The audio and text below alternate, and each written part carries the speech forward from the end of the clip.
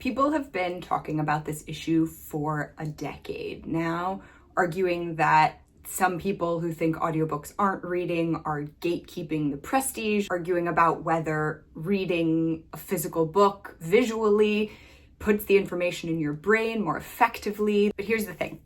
I don't think we're really arguing about the definition of reading. I think we're arguing about what are the values that make a good life. So let's start with a question.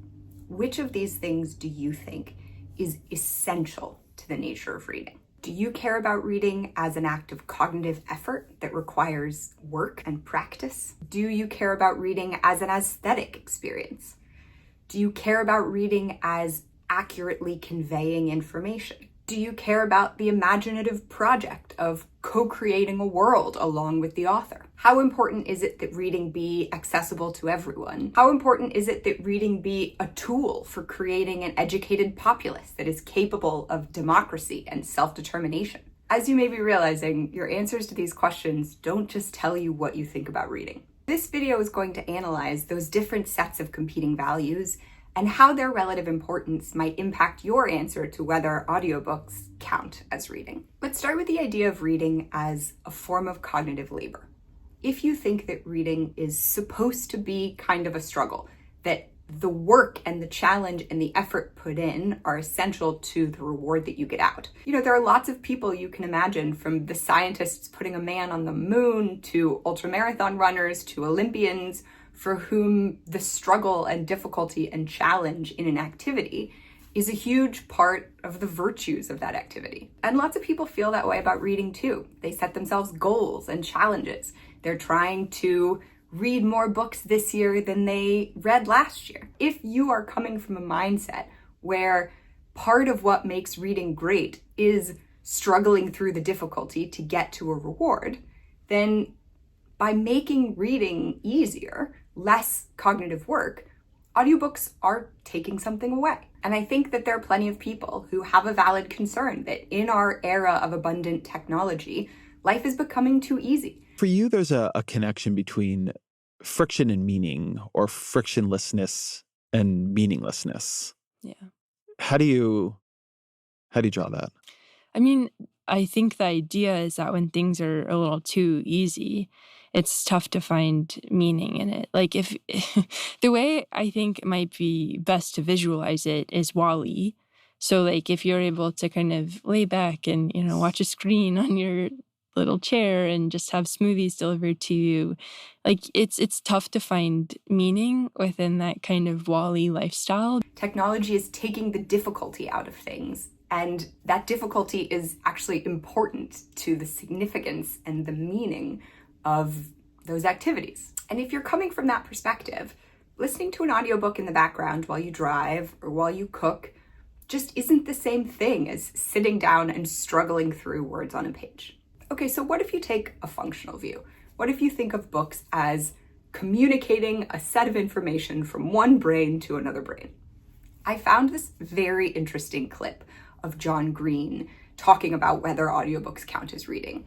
I found it so interesting because he just asserts this. I mean, the point of reading is to ingest someone's words and ideas in the most transparent way possible, right? You want to spend minimal time decoding what the words are and what they mean, and maximum time, like, living in the world those words create, or else understanding the ideas those words are trying to share, or whatever. If you, like John Green, value the informational aspects of reading really highly, maybe you read a lot of nonfiction, maybe you read a lot of memoirs, maybe you're reading to try to learn something about the human experience. If you're the kind of person who, for instance, might look at a book of photography, flip through a book of photographs and say, I read this book of photography, right? You looked at the information, it uploaded into your brain, and now you've read the book. Then audiobooks probably do look a lot like reading. And I think this is also a totally valid perspective. There are a lot of different ways that humans can convey information, right? Like oral storytelling, for instance, has existed in every culture, everywhere in the globe, basically, as long as humans have been humans. But as we all know from playing a game of telephone, communicating information orally has some pitfalls. And the ability to write down the words that you've said, the way that you've said them, and send that to another person who across great distances of time and space can then look at your words as you said them. That's hugely valuable. There have been incredible advancements in human knowledge and technology and culture, all due to this ability. That's a huge value add for reading that you don't get from some of these other kinds of communication. And if that's the thing that you think of as so valuable about reading, then absolutely audiobooks are going to look like reading for you. But what if you value the aesthetic of the reading experience? Now, the idea of the aesthetics of reading, I feel like gets a lot of flack online. There are a lot of videos that are talking about, the aesthetic as a sort of performative thing. But I think that gives it short shrift. We have characters in literature like Stephen Dedalus from A Portrait of the Artist as a Young Man, for whom aesthetic sensibility is hugely important to their life. And I think we as humans like beautiful things, and we're allowed to like beautiful things, and we're allowed to appreciate, the tactile rustle of pages and the smell of musty old books and the feeling of holding something in your hand and looking at it. I recently watched this wonderful video that a booktuber I really like called Bibliosophie made about her favorite curated book collections. So talking about like the New York Book Review collection of books, right? And one of the things she talks about, she talks about you get some really good quality control and you get to discover new books and you get a sense of the sort of vibe you're in for. But she also talks about how beautiful some of these collections are in terms of the imprint. There is also, of course, a visual component that cannot be denied. Whether or not you like it, I personally do. This is a very strong aesthetic. The New York Review of Books or the Fitzcarraldo books are iconic, and people love them because they're beautiful. And that isn't to say that you don't value what's in a book, but I think it's entirely reasonable to value both what's in a book and the beauty of the book as a physical object. You probably also aren't that big on digital reading. You might sort of think e-reading is also a paltry form of reading compared to, holding a physical book in your hand. If that's really important to you, then audiobooks aren't going to cut it. And that isn't to say that audiobooks themselves aren't aesthetic, but it's a completely different aesthetic experience from reading a physical book. Okay, this is a big one for me.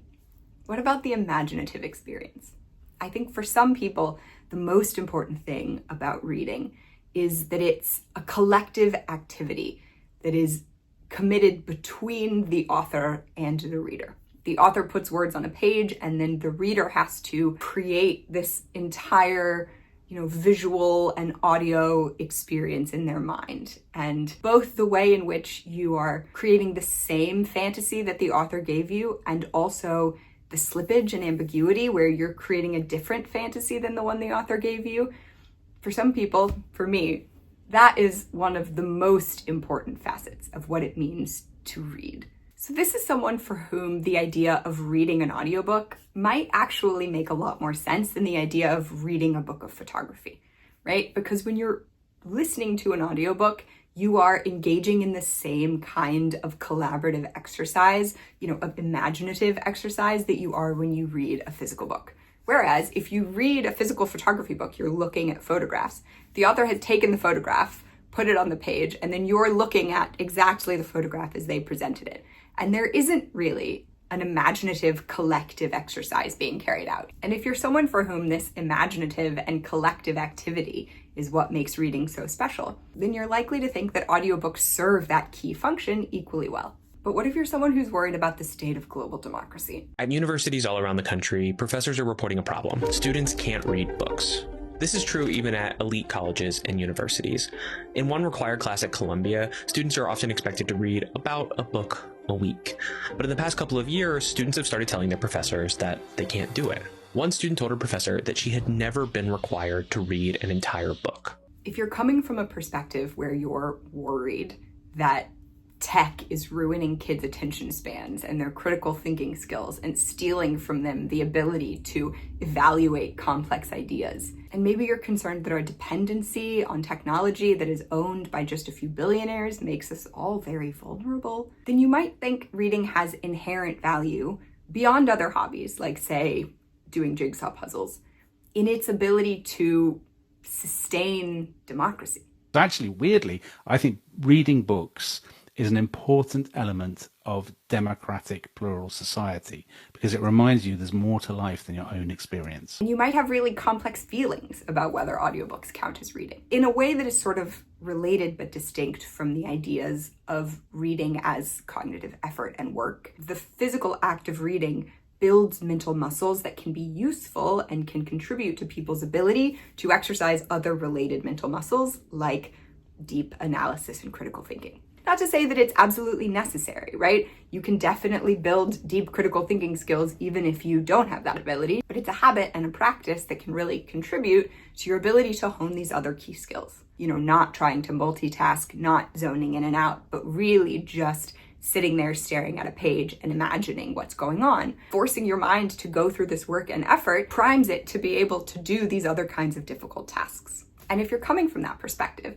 then the sort of slow erosion over time of people's ability to read a book, especially when it's coming along the sort of slow erosion over time of global democracy, you might be concerned that replacing physical books with audiobooks, which are a piece of tech that makes reading easier, poses a real threat to the future of democracy. On the other hand, maybe you think audiobooks are the more democratic means because they increase accessibility of books. Reading a physical book requires pretty good eyesight and visual processing skills and enough free time to sit down and read while you're not doing anything else. And for a lot of people, those barriers are prohibitive. And if you're coming from the perspective of being really concerned about the fact that powerful people seem to be making a real effort to exclude people who are differently abled or neurodivergent from public life, then the idea that someone would say, oh, audiobooks don't count as reading, it might seem like it's really playing into the hands of, powerful and nefarious interests. It threatens to turn reading back into this exclusive club. And you might even think that audiobooks, fixed a sort of flaw that existed in reading, right? That, the thing reading used to be, which wasn't accessible to everyone, was a worse version. And that audiobooks, by broadening the accessibility of this kind of exchange of ideas, has brought reading into the best version of itself. From that perspective, of course, you're going to think audiobooks are reading. It's going to be very important to you that audiobooks count. Finally, what about the people who think words matter? Precision in communication matters. And listening to an audiobook is a valuable experience, but listening isn't reading. And I say read in quotation marks, not to say that Audible books isn't the same as reading. I just don't feel comfortable using that verb. It doesn't seem like an accurate verb, even though the consumption of literature is the same. I think many of us who are big readers struggle with exactly this same issue. We're nerds about language. We care about words. We think words are important and they matter. And when we use words imprecisely, bad things can happen. I think particularly maybe people who are coming from a background in science or law might put a particularly high premium on precision in language. I found this really interesting article where these researchers were studying the use of language by other researchers in their articles. And they were trying to figure out how frequently were the other researchers using imprecise language in a way that impacted, broadened the scope or strengthened their claims in a way that was inaccurate to what the actual underlying data showed. And they found that almost half of the empirical articles published in 2022 in 3 of the leading tourism journals contained misleading statements in at least one section. Because readers may not read the entire article, instead skimming the article or focusing on the abstract and conclusions, it is critically important that statements made throughout the entire article are supported by empirical data. So the point being, if you use slightly imprecise language, it can communicate the wrong idea to somebody. I also found, and this was really funny to me and I will link it below, a report by the Committee on Using Shall in Legislative Drafting that is, I kid you not, 61 pages long. So while to some people this idea of listening versus reading may seem like a sort of pedantic nothing, other people care a lot about language. And if you're coming from the perspective of putting an incredibly high premium on accuracy, then you probably care that the act of reading is looking at something and decoding the text, and it's not the same as listening. But here's my takeaway from all of this. Whether you think audiobooks count as reading because both audiobooks and physical books convey the same information, or you think audiobooks don't count as reading because they don't require the same mental effort to decode squiggles on a page, what you're really arguing about is how important is it that we be exercising the mental muscle to decode squiggles on a page, versus how important is it that facts be conveyed accurately from one brain to another. And this debate remains so evergreen because no matter how we weigh those relative values, as a society, we comprehend a lot in the idea of reading. Nobody's out here arguing whether typing counts as writing. This debate provokes such strong feelings in us because we care deeply about reading. And even if we can't agree on much else, I think that's kind of a hopeful thing. I hope that you enjoyed this video. If you'd like to hear more from me, please consider subscribing. And as always, thank you so much for spending some of your one wild and precious life with me watching this video.